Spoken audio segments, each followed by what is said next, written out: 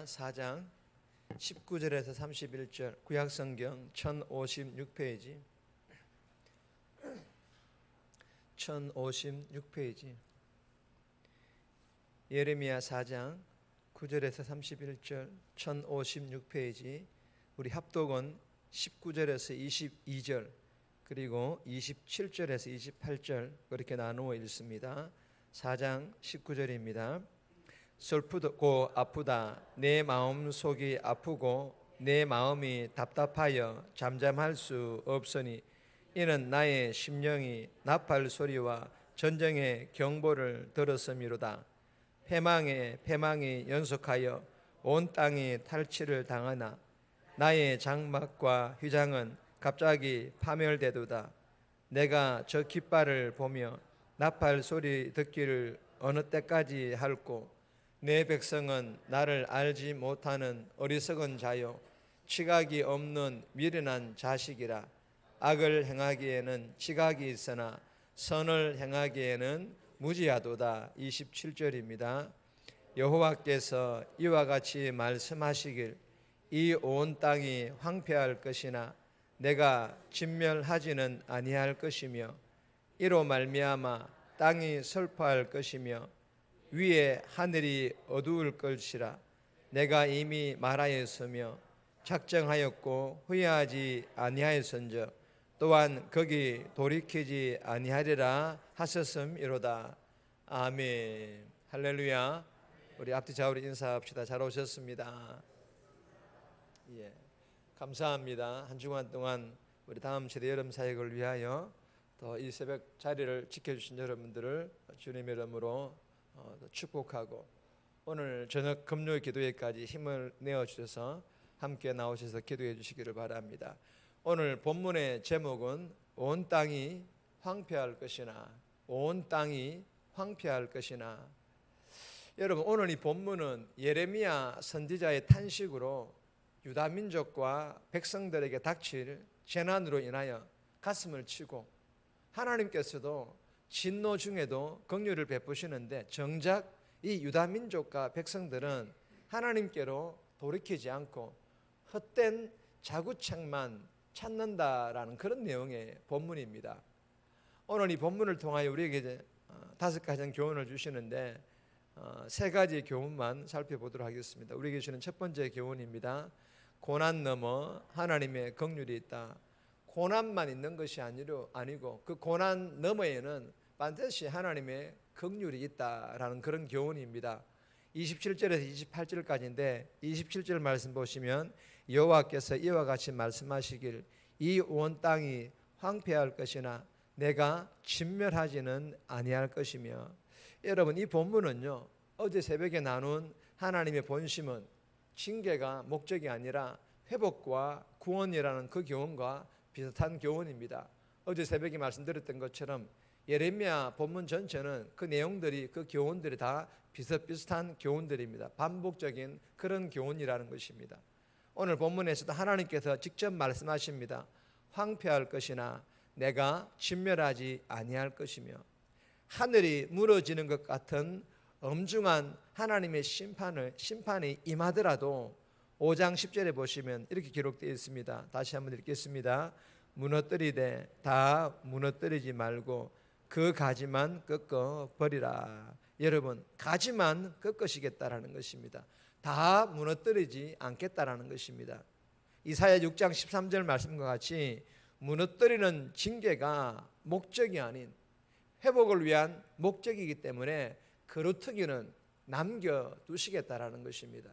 사랑하는 여러분, 하나님께서는 징계의 목적이 아니라 회복과 구원이 목적이시기 때문에 때로는 감당하기 어려울 것만 같은 고난 앞에서 어려움 앞에서 원망할 때도 있지만 그러나 본문의 교훈을 우리가 마음판에 잘 새겨서 이러한 징계와 고난과 어려움 그 너머에는 반드시 하나님의 회복이 있고 하나님의 구원이 있다라는, 즉 하나님의 긍휼이 기다리고 있다라는 것을 믿고 오늘 하루도 어떤 고난과 어려움이 기다리고 마주한다 할지라도 잘 견디고 잘 헤쳐나감으로 고난과 어려움 너머에 있는 하나님의 긍휼과 즉 하나님의 인도하심을 경험하는 그런 복된 삶 오늘 하루도 살아갈 수 있기를 주님의 이름으로 축복합니다.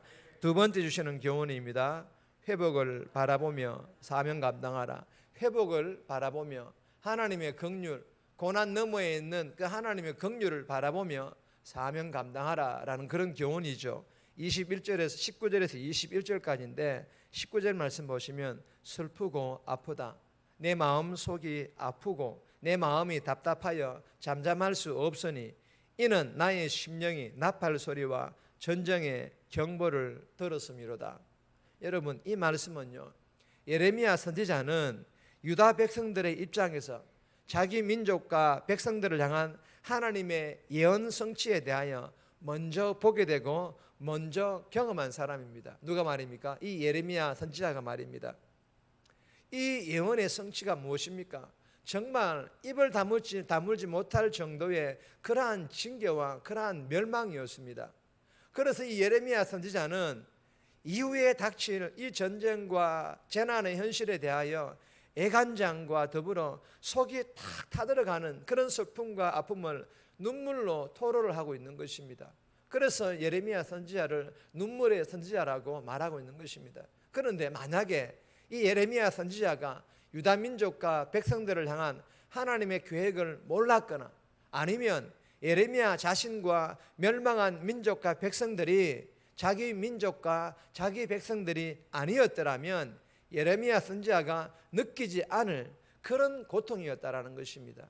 그러나 예레미야 선지자는 자기 민족과 자기 백성들을 향한 그 징계와 멸망에 대한 하나님의 예언을 먼저 보았습니다. 뿐만 아니라 하나님의 징계와 그 멸망 너머에 하나님의 긍휼과 회복과 구원도 미리 보았습니다. 그리고 하나님의 본심 즉 목적이 징계와 멸망이 아니라 회복과 구원이라는 것 또한 예레미야가 먼저 보았고 이것을 믿었기 때문에 이런 현실의 아픔과 현실의 눈물 속에서도 이 예레미야 선지자는 어떻게 합니까? 견딥니다. 하나님의 선지자로서의 사명을 끝까지 감당합니다. 사랑하는 여러분, 우리에게 주시는 교훈이 무엇입니까? 저와 여러분들도 본문을 통하여 주시는 교훈, 그리고 말씀을 읽고 묵상하는 가운데 죄 가운데 거하는 이 민족과 이 백성들을 향하여 진노하시는 하나님을 보며 절망을 느끼지 않습니까?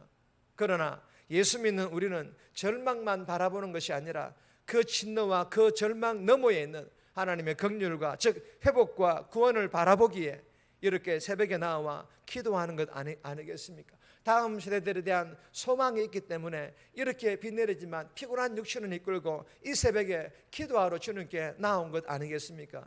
여러분들과 같은 성도들이 많아서 정말 새벽뿐만 아니라 예배와 기도의 자리에 나와 이 민족과 백성들을 회복시키시고 구원하여 주실 것을 위하여 다음 세대가 정말 어려운 때이지만 그럼에도 불구하고 그 다음 세대들이 정말 다시 한 번 더 주님의 이름 앞에 나와 그들의 예수 믿는 이러한 기대를 하면서 우리가 이 새벽에 나와 기도하는 이 사명 감당함으로 하나님의 긍휼과 회복과 구원의 역사가 이 민족과 백성들 가운데 우리 다음 세대들 가운데 일어날 수 있기를 주님의 이름으로 축복합니다. 세 번째 주시는 교훈입니다. 하나님을 알아가기를 노력하라.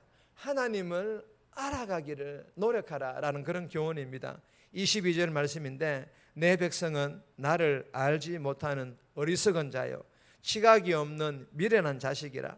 악을 행하기에는 지각이 있으나 선을 행하기에는 무지하도다. 여러분, 나를 알지 못한다 이 말씀은요 하나님을 알지 못한다는 것으로 하나님에 대한 정보의 부재가 아니라 인격적인 거부, 의도적인 불순종을 말하는 것입니다. 여러분, 이러한 행위는요 하나님을 무시하는 행위입니다.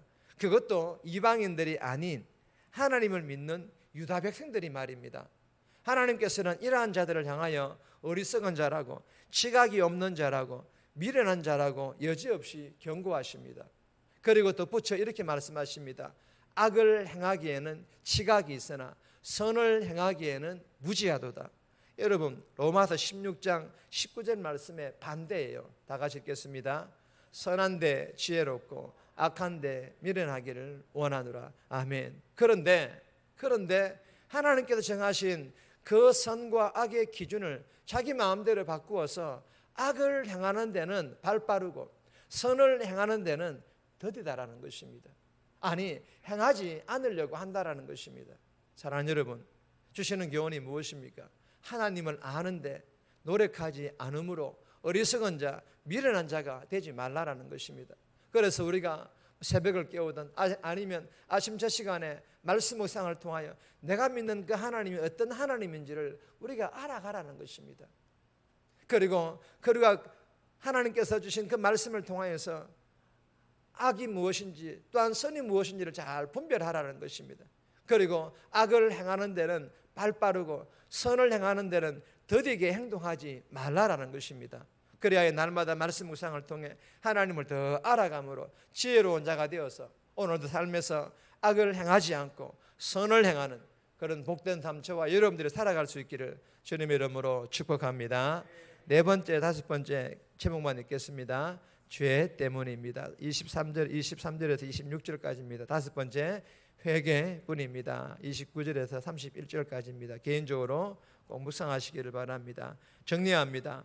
고난과 어려움 너머의 회복이 기다리고 있음을 믿고 오늘 하루도 어떤 고난과 어려움을 마주하더라도 잘 견딤으로 하나님의 긍휼, 즉 인도하심을 경험하게 해달라고, 말씀 묵상을 통해 민족을 향한 절망, 그 너머에 있는 회복과 구원을 바라보며 기도함으로 회복과 구원의 역사가 이 민족과 백성들에게 임하기를, 소망 없는 것처럼 보이지만 이 다음 세대가, 그러나 이 다음 세대들이 주님께로 돌아올 것들을 소망하면서 또한 저와 여러분들이 기도함으로 정말 그런 놀라운 기적의 역사가 대명교회 가운데 일어날 수 있기를 이 새벽에 기도하며 오늘 하루도 살아갈 수 있기를 주님의 이름으로 부탁드립니다.